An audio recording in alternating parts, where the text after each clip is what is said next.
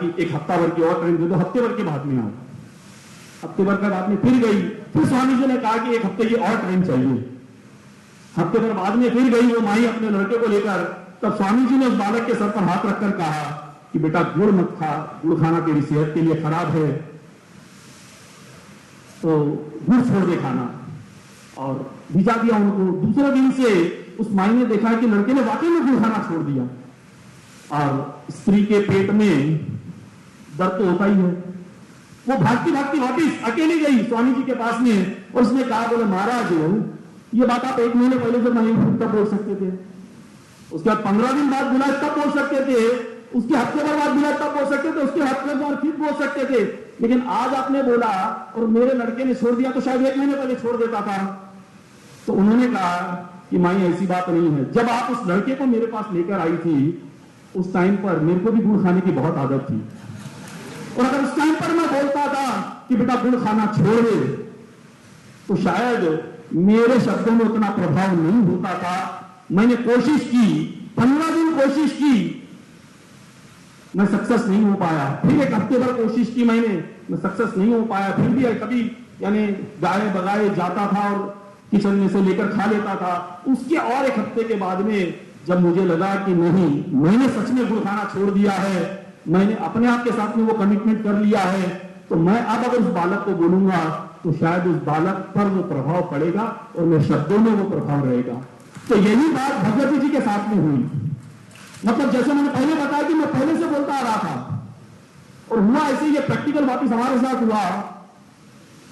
2020 में महेश बैंक के इलेक्शन थे, भगवती जी एंड ग्रुप मेरे यहां पर भी कैंवसिंग के लिए, जबकि जरूरत नहीं थी, फिर भी आए।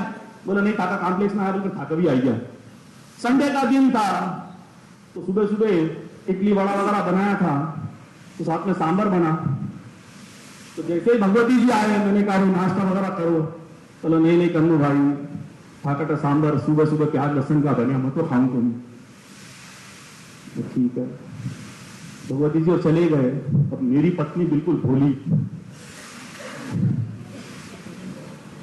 बोले भगवती जी आन बोलकर चले गया, कहीं प्याज लहसुन को नहीं खाओ कहीं। अब उन्होंने बोला है तो पूछना तो पड़ेगा। मैंने भी फोन करके पूछा, मेरा दीदी कहीं आप प्याज लहसुन को नहीं खाओ कहीं? बोला चंदू भाई वाकई में को नहीं खाऊं मैं। और एक बात और आप मैं बोलना चाहूं, ठीक है प्याज लहसुन खाऊं, आज अपना जीवन में कभी महंगे बन गयो, लेकिन अपना लगभग माहेश्वरा का घर में ठाकुर जी की सेवा रहे, तो एटलीस्ट कम से कम सुबह के टाइम पर जना ठाकुर जी को आपका भोग बनावा, अगर प्याज लहसुन नहीं बनावा, शाम का बनाओ 12,000 खाओ। मैं तो माता ये नहीं कौन समझा सकूं, यही 12,000 खाऊंगा तो घर में खाऊंगा नहीं, बनाऊंगा नहीं, इन्हें कौन समझा सकूं तो समाज में कहीं समझा। लेकिन इतना जरूर बोल सकूं कि शाम का आप बना लो, दोपहर का बना लो, क्योंकि प्याज लहसुन अभिन्न अंग हो गया अपना। तो जब उन्होंने बोला आप विश्वास कीजिए, मैंने पहले बताया भोली है मेरी पत्नी, नेक्स्ट डे से उन्होंने सुबह बनाना छोड़ दिया, तो शाम में दोपहर में बनता है। तो ये उनकी बात का प्रभाव होता है। मतलब आज के जो सूत्र भी हमको सुनने के लिए मिलेंगे संस्कार और संस्कृति पर, विश्वास कीजिए कि हमारे जीवन का ये एक तरह का गेम चेंजर कार्यक्रम रहेगा। हमारे जीवन में जो रचनात्मक परिवर्तन हम देखेंगे और सुनेंगे वो आश्चर्यजनक रहेंगे। समझकर चलिए, एक नई ऊर्जा के साथ में हम इस प्रांगण से जाएंगे। और जैसे हमारे सुबह के वक्ताओं ने कहा था कि टेक होम क्या होता है, वो ज्यादा जरूरी होता है। कितना हमने सुना है वो इतना जरूरी नहीं है, लेकिन टेक होम ये ज्यादा जरूरी होता है। तो शायद रमेश जी की बातों से तो हमने अपनी भावी पीढ़ी को सुधारने का, भावी पीढ़ी को इंटेलिजेंट बनाने के सूत्र देखे हैं, लेकिन अभी हमारे बीच में जो कुछ एक छोटी छोटी सी जो चूक हो जा रही है संस्कार और संस्कृति को लेकर, उसके जो निवारण होने हैं वो हमको भगवती जी के उदाहरण से सुनने को मिलेगा। और निवेदन करूंगा इन छोटे छोटे सूत्र में ज्यादा सूत्र मात्र शक्ति के लिए बोले तो थोड़ा महानदी सुकून लागे है।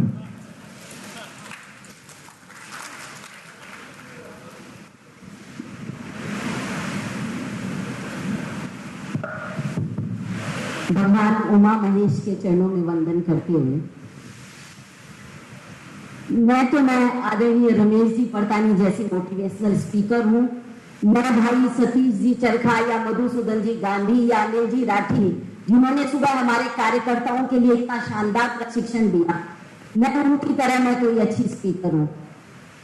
मैं कहती जीवन बीती, जो कुछ मैंने अपने जीवन में सीखा है, समझा है, और मेरा तो मानना यह, मैं इनकी तरह मेरा कोई गुरु है ऑफिशियली, जैसे रमेश जी जो बता रहे थे, वैसे कोई गुरु नहीं है, लेकिन जैसे यहाँ सभागृह में खुशी बैठी है, रक्षा बैठी है, दीवा देव बैठे हैं, ऐसे छोटे बच्चों से लेकर भले ही मातृशक्ति शकुंतला जी द्वय बैठी है, या मेरी तीनों जिठानी जी बैठी है, आप सब लोग, या भाई कैलाश जी बैठे हैं, आप सब लोगों को मैं तो हर क्षण अपने आप को लर्निंग मोड में रखती हूँ, तो हर पल हर क्षण सीखने का प्रयास करती हूँ।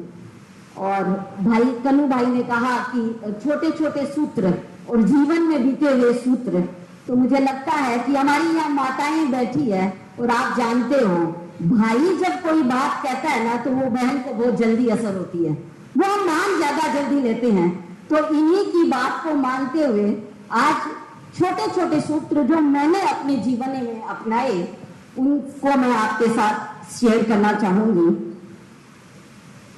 शुरुआत करते हैं 1982 में, जब मेरा विवाह हुआ।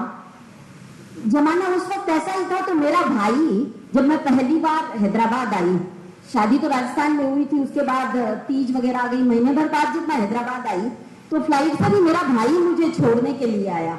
उस जमाने में यही था ना कि बेटी को अकेले कहाँ भेजें, तो वो मुझे कह रहा था कि तेरा तो यहाँ कोई परिवार नहीं है, मतलब कोई भाई नहीं है, मेरे पियर की तरफ से कोई रिश्तेदार यहाँ हैदराबाद में नहीं है, तो तेरा कोई रिश्तेदार नहीं। मैंने उसे बड़ा दुखी सा हो रहा था, क्योंकि मैं 4 भाइयों की लाडली बहन हूँ। तो मैंने कहा तू चिंता मत कर, कुछ सालों बाद तू देखेगा कि पूरा हैदराबाद, सिकंदराबाद नहीं, आंध्रा का नहीं, पूरे देश भर का समाज मेरा भाई होगा। और आपको जानकर खुशी होगी, आज तेलंगाना आंध्र प्रदेश के 95% परिवार में, कैलाश जी समझिए, भगवान जी समझिए, कन्नू भाई समझिए, राजेश जी समझिए, या सामने बैठे हुए मैं हर एक का नाम जानती हूँ, सब मेरे भाई। और यहाँ जो मेरी बहनें, मेरी भाभियां, मेरी बेटियां जो बैठी है, वो सब मेरा पीहर है। तो ये कैसे हुआ? जब आप, जो रमेश जी बता रहे थे कि आप दृढ़ इच्छा शक्ति लेकर कोई काम करें, क्योंकि जब मैं यहाँ आई और मैंने